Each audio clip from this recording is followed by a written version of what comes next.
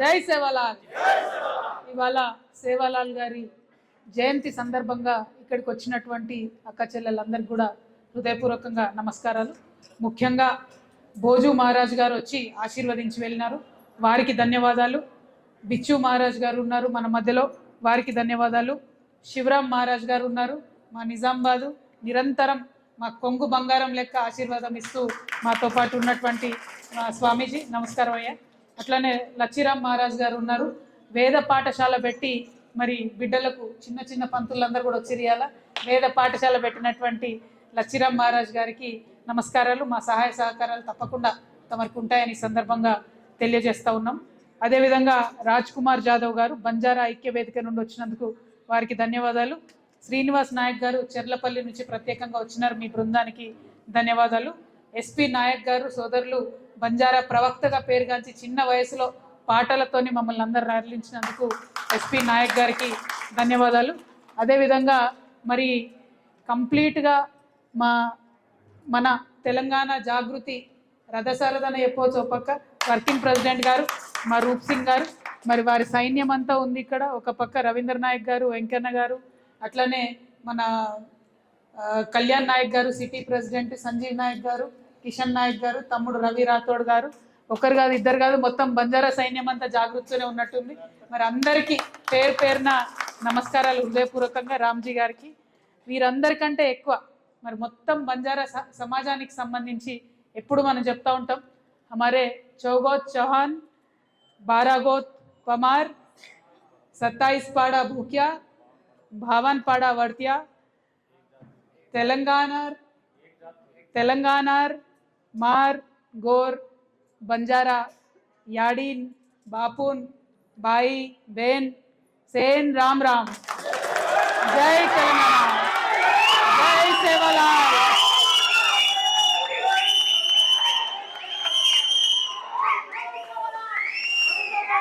మా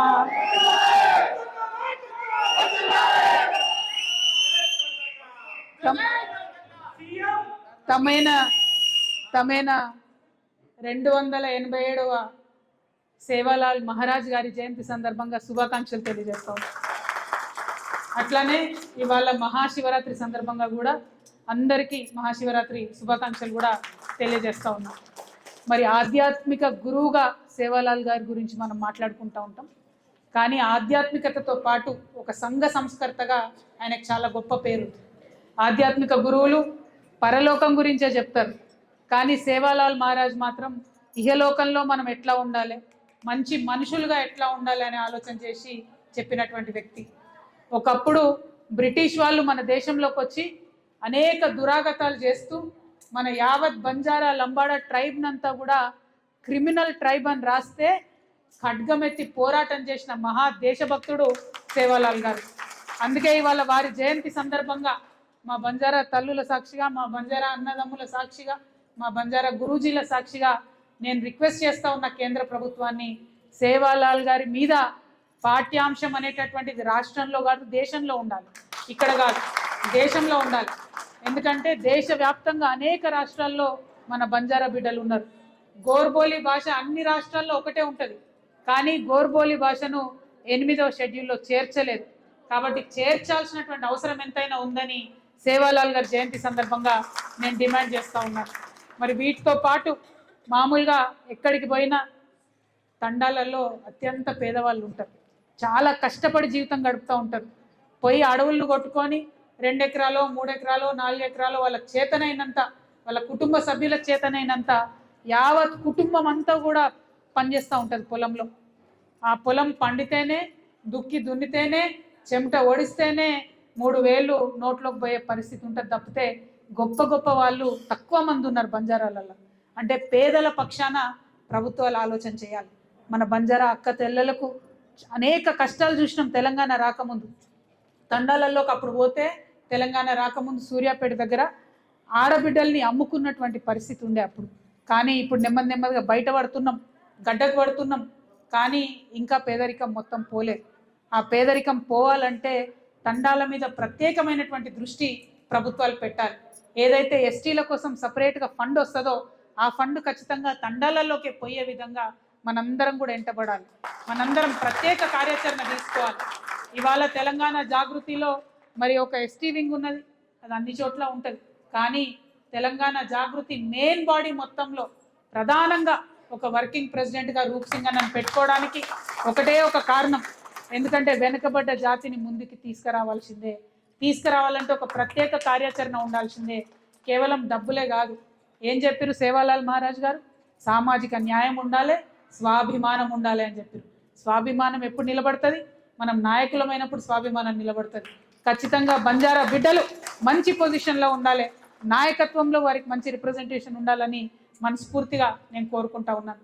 ఏదైతే మన తండాలో మన రాజ్యం అని కొట్లాడినామో తెలంగాణ వచ్చినాక ఇవాళ అది నిజమై ఇవాళ తండాలో నేను ఒకటే కోరుతా ఉన్నా, యువమిత్రులందరూ కూడా మీరు వెళ్ళాలి, నాయకత్వం వహించాలి. చదివినటువంటి చదువు కేవలం ఎక్కడ ఉద్యోగం చేయడానికే కాదు, మన తండాలో వెలుగులు నింపడానికి కూడా పనిచేయాలి. కాబట్టి యువమిత్రులు యువకులు ఖచ్చితంగా తండాల నుంచే నాయకత్వం నేర్చుకోవాలి. రాబోతా ఉన్న ఎంపీటీసీ జెడ్పీటీసీ ఎన్నికలు నాకేందిలే ఎన్నికలలో ఎవరో పోటీ చేస్తారు అనుకోవద్దు. మనం పోటీ చేయాలి, పోవాలి, ప్రాక్టీస్ చేయాలి, నిలబడాలి, ఫైట్ చేయాలి. అప్పుడే యూత్కి లీడర్షిప్ వస్తుంది. అది ఆడపిల్లైనా మగ పిల్లలైనా యువతకు లీడర్షిప్ రావాలంటే పోయి మీరు అక్కడ అడుగు పెట్టి ఉండాలి. నేను హైదరాబాద్లో ఉంటా కానీ నాకు అక్కడ లీడర్షిప్ ఇవ్వమంటే ఎవరు ఇయ్యరు. అందుకని ఎవరైతే లీడర్షిప్ చేయాలనుకుంటారో ఖచ్చితంగా గ్రామాలకు తరలాలని చెప్పి నేను కోరుతా ఉన్నాను. అదేవిధంగా మరి తండా నేను పోయి చూసిన తండాలు గ్రామ పంచాయతీలు అయినాయి, కానీ బస్సు వస్తలేదు, రేషన్ షాప్ వస్తలేదు, సపరేట్గా అంగన్వాడీ లేదు, ఒక ప్రైమరీ స్కూల్ లేదు. ఏఎన్ఎం ఉంటే ఆమె 10 తండాలకు కలిపి ఒక ఆమె ఉంటే ఎప్పుడు వస్తుందో ఎప్పుడు రాదో అనేటటువంటి పరిస్థితి ఉన్నది. ఇవి కొద్దిగా మారాలంటే ఏదైతే నిధులు మనకు వచ్చినాయో గ్రామ పంచాయతీలుగా వచ్చినాయో నేను ముఖ్యమంత్రి గారిని డిమాండ్ చేస్తూ ఉన్నా, ప్రతి తండాకు మీరు సపరేట్గా 25 లక్షల రూపాయలు ఇవ్వాల్సిందే. అక్కడ గ్రామ పంచాయతీ ఆఫీసులు కట్టాల్సిందే, అంగన్వాడీలు కట్టాల్సిందే, రేషన్ షాపులు పెట్టాల్సిందే. దానికోసం ప్రతి తండాను ఫోకస్ చేయాలని చెప్పి నేను డిమాండ్ చేస్తూ ఉన్నా. మరి అదేవిధంగా హైదరాబాద్లో జిహెచ్ఎంసీ ఎన్నికలు వస్తూ ఉన్నాయి. ఈ జిహెచ్ఎంసీ ఎన్నికలలో కేవలం 5 సీట్లు బంజారాలకు ఇస్తున్నామని చెప్పారు. ఎందుకు ఇస్తున్నారు అని అంటే దానికి ఏమీ లాజిక్ లేదు. ఎందుకోసము అని అంటే 6% మాత్రమే పట్టణాలలో ఉంటారని చెప్తా ఉన్నారు. మరి జనాభా లెక్కలు ఎప్పుడు చేసిరు? మీరు 2011లో చేసిరు. ఆ లెక్కలతో ఇప్పుడు లెక్కలు సరిపోతాయా? ఇప్పుడు లెక్కలు కంపేర్ చేయగలుగుతామా? అంటే 300 సీట్లలో కేవలం 5 సీట్లు మాత్రం ఎస్టీలకు రిజర్వేషన్. ఆ ఎస్టీలలో మళ్ళీ ముఖ్యమంత్రి గారు ఈ విషయంలో చాలా ముందట పడి బంజారాలకు ఇతర ఎస్టీ జాతులకు లొల్లి పెట్టిస్తూ ఉంటాడు ఆయన ఎప్పుడు కూడా. కానీ నేను ఒకటే రిక్వెస్ట్ చేస్తున్నా, మనకున్న రిజర్వేషన్లో మనం అన్నదమ్ములం అందరం కలిసి కూర్చొని మాట్లాడి పంచుకొని అందరం బాగుపడాలనే ఆలోచన చేయాలి తప్పితే కొట్లాడుకుంటే ఎవరు కూడా ముందుకు పడే పరిస్థితి ఉండదు.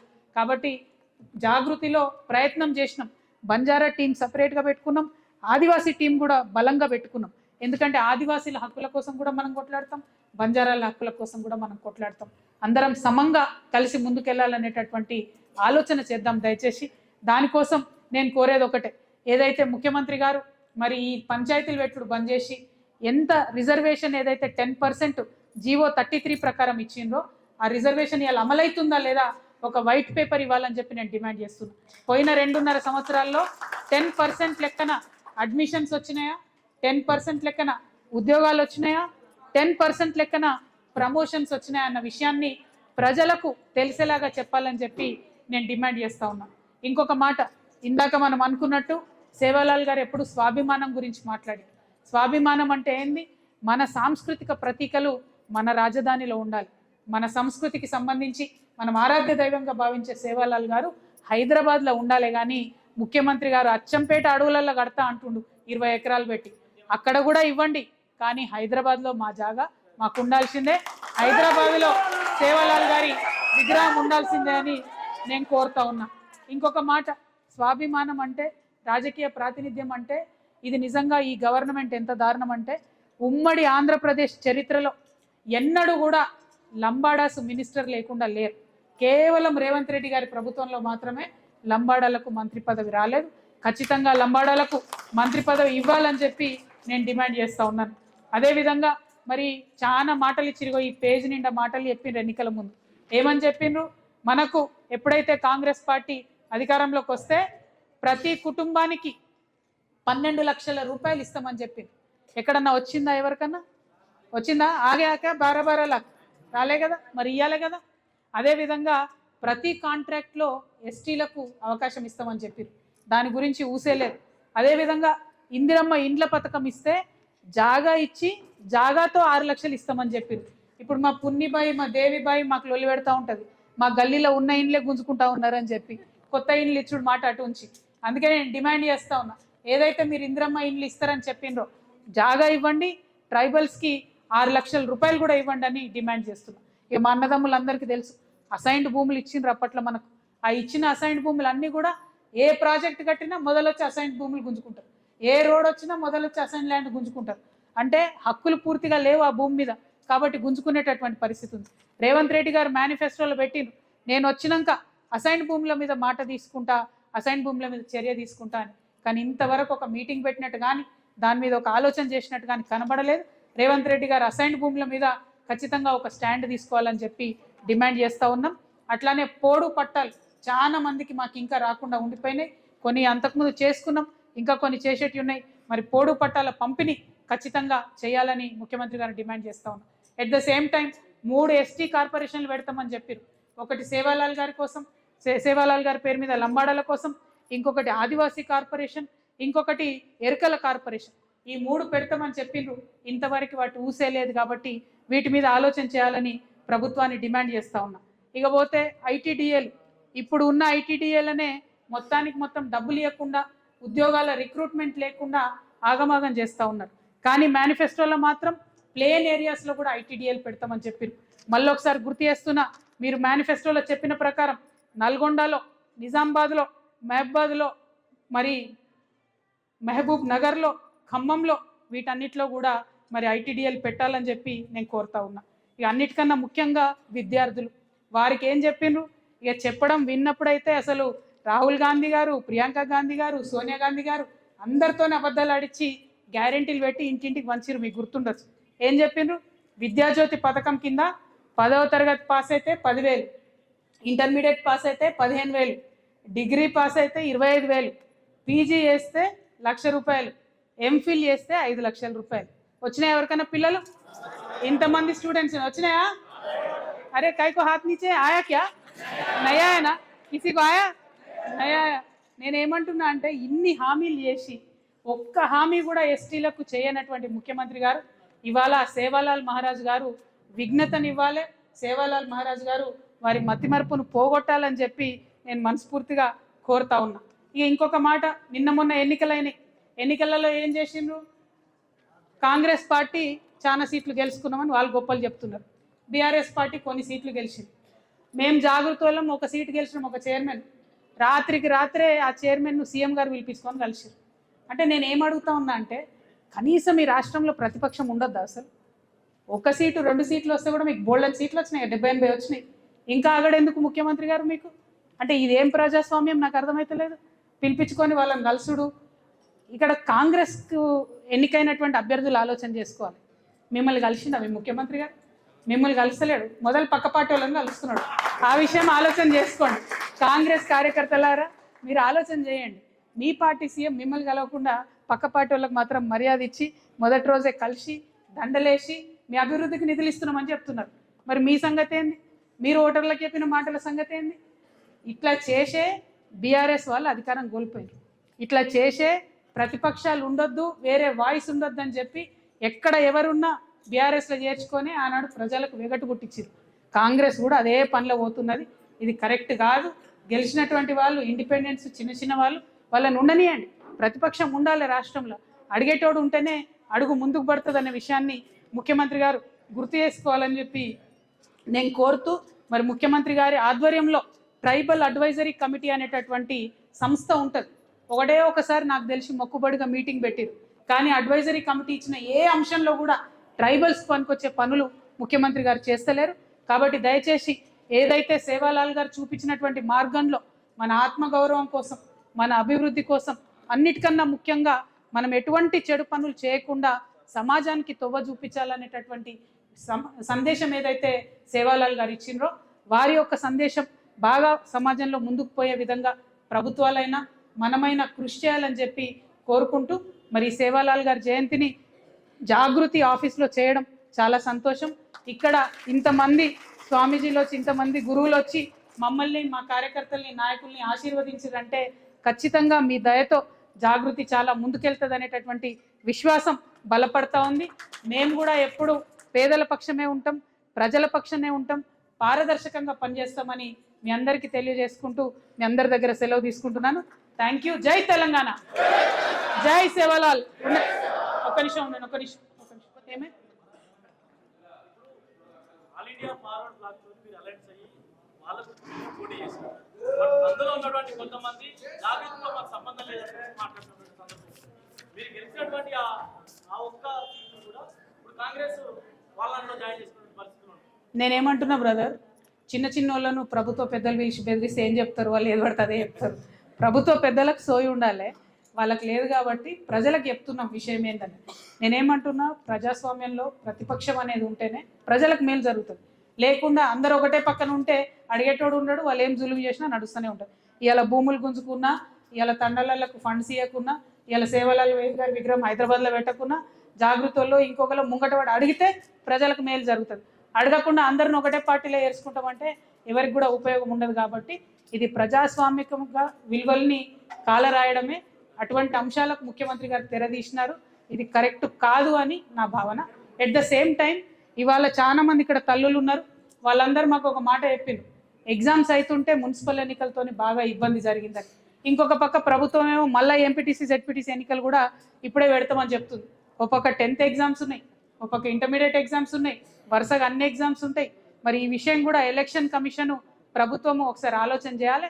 పరీక్షలన్నీ అయిపోయాక ప్రశాంతంగా ఎన్నికలు పెట్టుకుంటే బాగుంటుంది అనేది మా ఒపీనియన్. మున్సిపల్ ఎన్నికల్లో మీ పార్టీ లేదు, గుర్తు లేదు, అయినా కూడా మీరు గెలిచారు. అది జాగృతి బలమైన ప్రత్యర్థిగా బయటకు వచ్చినట్టు తెలుస్తుంది. కానీ ఇప్పుడు రానున్నటువంటి జెడ్పీటీసీ ఎంపీటీసీ ఎన్నికల్లో అయినా మీ పార్టీగా ముందుకు వస్తారా? మీ గుర్తు మీరు పోటీ చేస్తారా? నేనేమంటున్నా బ్రదర్, ప్రజల దయతోని జాగృతి ఒక ఆర్గనైజేషన్గా ఆల్ ఇండియా ఫార్వర్డ్ బ్లాక్తో కలిసి పోటీ చేసినా కూడా మమ్మల్ని మంచిగా ఆశీర్వదించి దీవించిండ్రు. ఎంపీటీసీ జెడ్పీటీసీ ఎన్నికలలో కూడా మేము ఉంటాం, నిలబడతాం. మరి అది ఏ గుర్తుతోనన్నది నాకు ఇంకా తెలియదు. ఎలక్షన్ పనులు అవుతూ ఉన్నాయి కాబట్టి అసలు పేపర్ వర్క్ లేట్ అవుతుంది, మీకు తెలుసు కదా నాకన్నా ఎక్కువ. కాబట్టి లేట్ అవుతుంది, ప్రకటిస్తాం.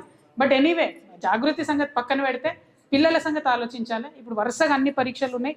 ముఖ్యమంత్రి గారేమో ఆగమేఘాల మీద ఎన్నికలు పెట్టేటట్టు కనబడుతుంది. పరీక్షలు అయినాక పోటీ పెట్టుకుంటే బాగుంటుంది అనేది నా ఒపీనియన్. జై తెలంగాణ, జై సేవలాల్.